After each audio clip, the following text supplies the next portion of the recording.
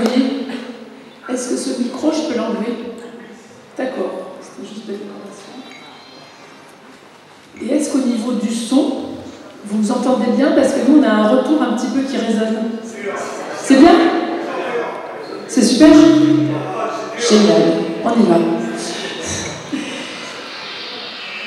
Ça gêne pas le projet? Non, c'est bon.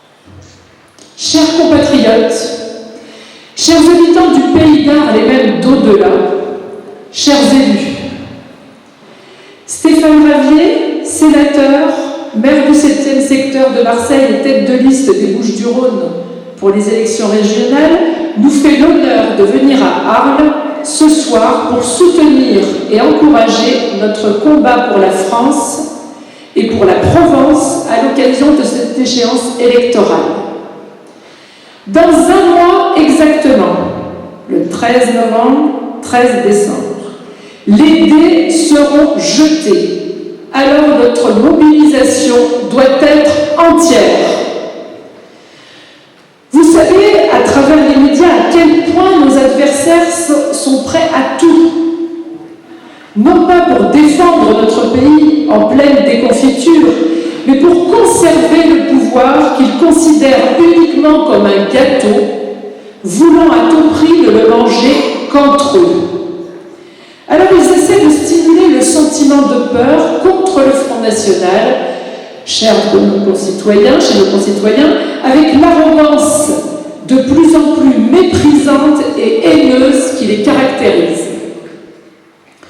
Pourtant, ici même en Camargue et dans la 16e circonscription, rappelez-vous, nous avons déjà fait trembler leur système de copains et coquins, puisqu'en 2012, à l'occasion des législatives, Michel Vozelle, député sortant et président de région, a failli perdre son siège face à la petite institutrice que je suis.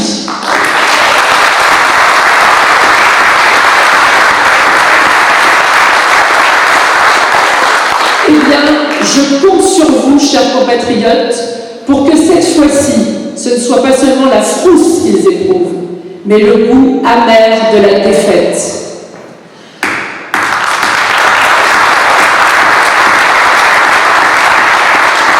En effet, il est temps que les seigneurs autoproclamés ne règnent plus.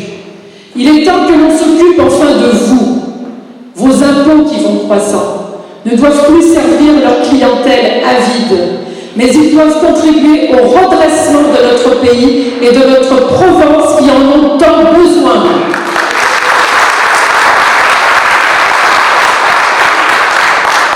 Conseillère régionale sortante, je peux vous dire que la gabegie de Michel Vozelle et ses affidés est certainement ce qui m'a le plus marqué durant ce mandat.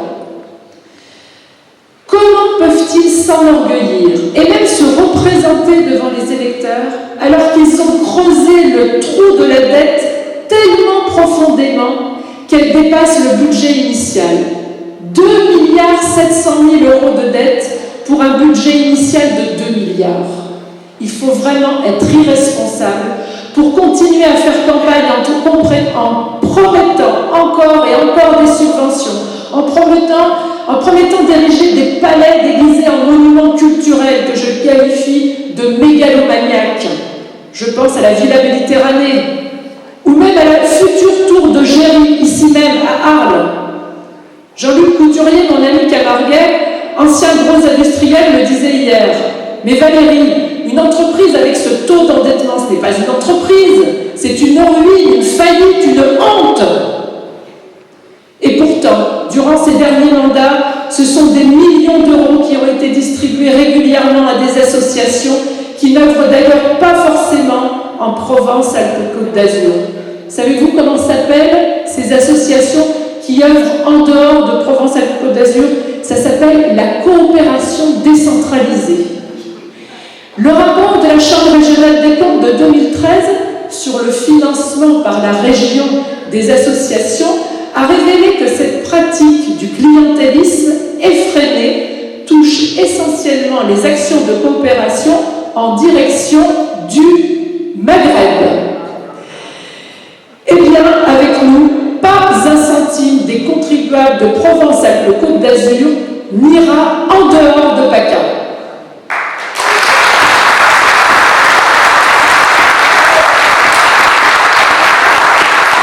Savez-vous aussi que des millions alloués aux étudiants étrangers sous forme de bourses, tandis que les étudiants provençaux de classe moyenne doivent emprunter à la banque pour étudier. Des millions pour des projets faramineux dont on ne voit jamais les résultats dans notre qualité de vie. Ah, justement. La semaine dernière, 10,5 millions alloués pour le futur rayonnement culturel du parc des ateliers, après les 11 millions des jours précédents pour le contrat régional d'équilibre territorial du Pays d'Arles. Je reviens au rapport de la Chambre régionale des comptes de 2013.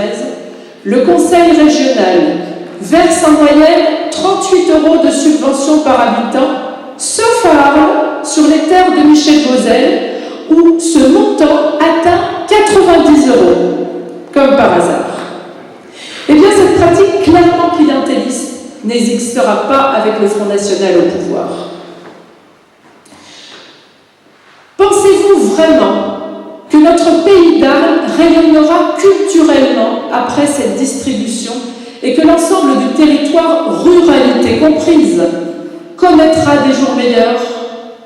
En tout cas, Arles, malgré les milliers d'euros absorbés, ne fait pas parler d'elle actuellement au niveau national pour son rayonnement culturel, mais pour son insécurité. En effet, je pense au guet-apens dressé aux policiers qui intervenaient dans le quartier de Bariol le mois dernier.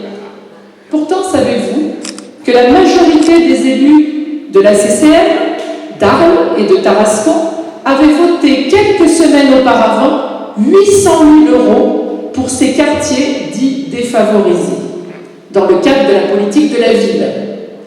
Seuls les élus du Front National qui siègent à la communauté de communes, à Arles et à Tarascon, se sont opposés à cette politique suicidaire. Alors que les Républicains, ex-UMP, ne viennent pas nous faire croire une fois de plus qu'ils seront d'une grande fermeté concernant les délinquants ou qu'ils lutteront contre l'islamisme. Sans doute que Stéphane illustrera mon propos sur le sujet, parce qu'en général, on lui fait confiance sur ce sujet. Et nous n'avons pas tout vu, puisque la loi SRU impose 25% de logements sociaux dans lesquels nos compatriotes ne peuvent pas être prioritaires. Combien d'expulsions de smicards pour accueillir la misère du monde? Combien de millions encore pour les migrants? Vous savez que la région PACA en a déjà alloué 3. L'UMP comme le PS vote d'un seul homme pour donner les moyens au quartier.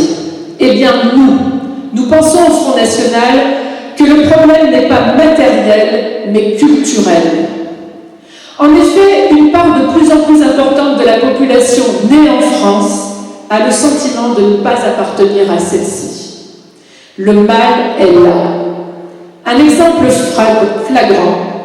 Aux abords de mon école de la République française, on ne parle pas le français. Nous, élus du Front National, nous sommes les seuls à poser le problème de cette façon-là. Le problème est culturel, dans le sens où l'on abandonne notre identité, notre dignité, nos traditions, bref, notre colonne vertébrale. Et c'est bien sûr en posant le bon diagnostic que l'on pourra commencer à apporter des solutions, à moindre coût d'ailleurs.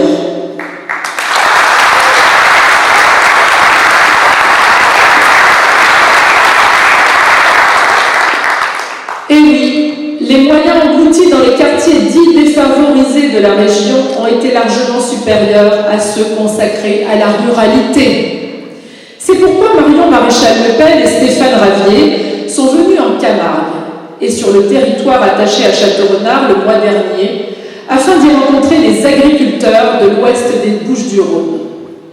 Ce qui fut drôle, c'est que quelques jours seulement après leur venue, les Républicains UDI modèles faisaient campagne aux mêmes endroits en réalisant les mêmes clichés. Marion est filmée avec un agneau dans les bras, Martine Vassal est prise en photo dans le journal avec un agneau dans les bras. C'est un hasard, bien sûr, nous diront-ils. Marion Maréchal-Le Pen a rencontré les maraîchers aux mines de Châteaurenard moins d'une semaine plus tard, M. Estrosi s'est montré aux mines de Château-Renard. En revanche, au contraire des ex-UMP, Marion n'a fait aucune promesse spéculative avec l'argent du contribuable. Elle a en revanche pris en compte les problématiques de terrain relatées par les gens de terrain. Alors, dès janvier 2016, nous mettrons en place un véritable patriotisme économique régional en favorisant nos entreprises et le monde agricole local. Dans ce domaine, l'UMP comme le PS ont tellement trahi que l'on est en droit de se demander comment les électeurs peuvent encore écouter leurs promesses. En effet, un exemple parmi tant d'autres. Quel était le ministre de l'Agriculture à l'époque où la directive européenne a permis l'exonération des frais de douane à l'importation des produits marocains, à laquelle il ne s'est aucunement opposé, a eu et a encore, bien évidemment, des conséquences ravageuses pour nos agriculteurs, dont le nombre de suicidés, d'ailleurs, va grandissant. Marion est venue aussi à la manifestation pour la défense de la culture et de la tradition provençale.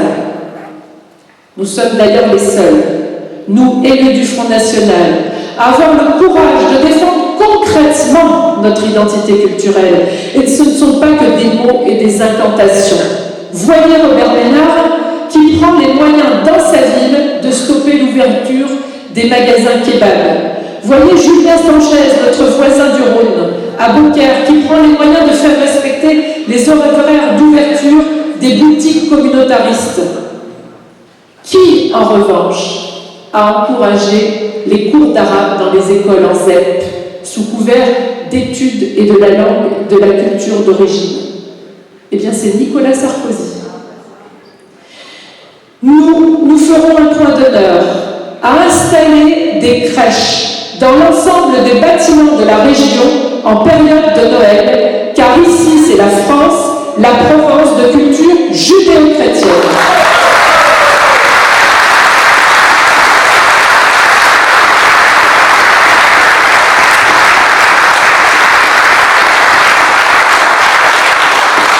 D'ailleurs, nous, élus du Front National, avons déjà fait nos preuves dans les 11 communes que nous soutenons. Évidemment, ça, on ne le clame pas dans les médias, mais vous devez le dire haut et fort dans cette campagne. Les élites autoproclamées de notre pays, qu'ils soient du PS ou républicains modèle UDI, répètent comme des perroquets que nous progresserions sur le malheur des gens. Or, répondez-leur, chers compatriotes, que la mission des hommes et des femmes politiques responsables, c'est bien de se préoccuper des victimes de la politique que l'UMP et le PS mènent et ont menée depuis des décennies. L'UFL n'est nullement responsable de l'anéantissement de notre pays et de la misère des braves gens sur notre sol. Ils sont les seuls responsables. Autre invective que Christophe Castaner et Christian Estrosi répètent à l'envi, espérant qu'ils conditionnent les esprits. Marion Maréchal Le Pen, c'est la candidate du rejet qui n'a aucun programme. Rejet de leur gestion du pays et de la région, certes oui, d'ailleurs elle ne s'en cache pas. Notre programme, nous l'avons élaboré sérieusement, au travers de cellules programmatiques, dont celle de l'éducation que j'ai eu l'honneur de présider cet été. Des techniciens étaient bien sûr à notre disposition, mais au contraire de nos adversaires, ce sont bien les candidats et élus qui ont réfléchi aux choix politiques, non pas des technocrates méprisant la réalité et les contraintes du réel. Nous sommes par conséquent très fiers de notre programme, qui mettra surtout un terme à la gabegie. Ce sera notre première mission.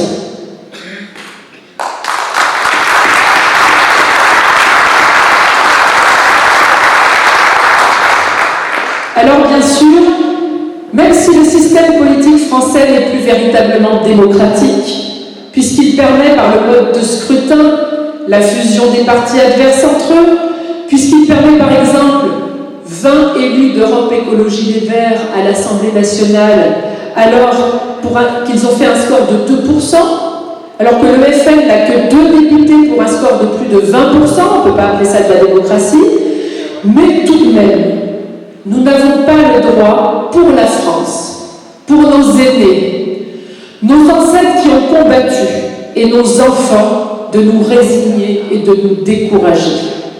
Les 6 et 13 décembre prochains, allez voter, je vous en prie. Vive Marion Maréchal Le Pen, vive Stéphane Ravier, vive